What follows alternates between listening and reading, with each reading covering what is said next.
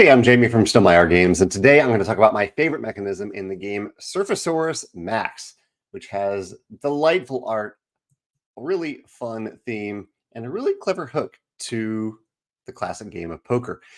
You can see a photo here. This is on Board Game Geek. This is a hand of cards in Surfosaurus Max. You can see different colors, different numbers, and basically the hook of the game and my favorite mechanism is that you are creating a poker hand collaboratively with the other players at the table, semi-cooperatively, because this is a competitive game. And yet every round of the game, you are trying to be a part of the best poker hand of the game. I played it, I believe 5 and 6 players. And so at those player counts, you end up playing 2 cards per round of the game, per poker hand, or not per hand, but per round of the game. So for example, it looks like this player has played a 3, a pink 3. This player has played a pink 4. I can't read this one over here, but these 2 players, they are essentially working on a flush.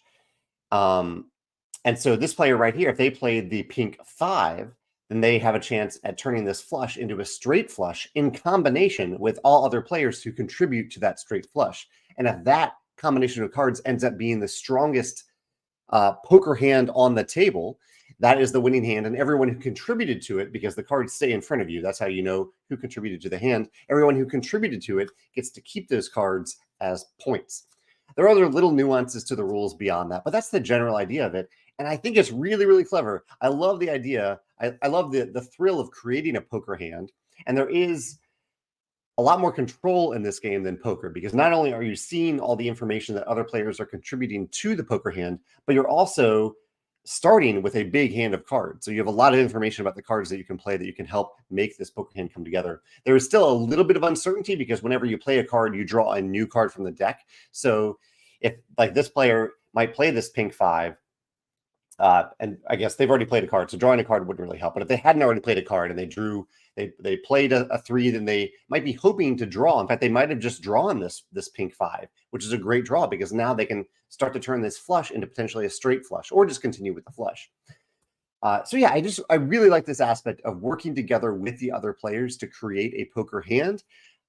It still has that thrill of poker, but with a little bit more agency with your cards, and you're working together with other players, even though ultimately you are just trying to be in the poker hand, have at least 1 card, ideally 2 cards in the winning poker hand, because that is how you get points in the game and how you move towards the competitive side of the game, which is just getting the most points.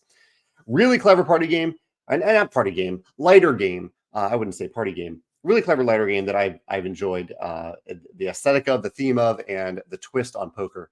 That is Surfosaurus Max. I'd love to hear your thoughts if you've played this game, or if you can think of another competitive game where you are semi-cooperatively working together with other players to try to be like a player who is part of the thing that's happening and have that contribute to the points that you score or don't score in the game. Let me know about that in the comments below. Thanks.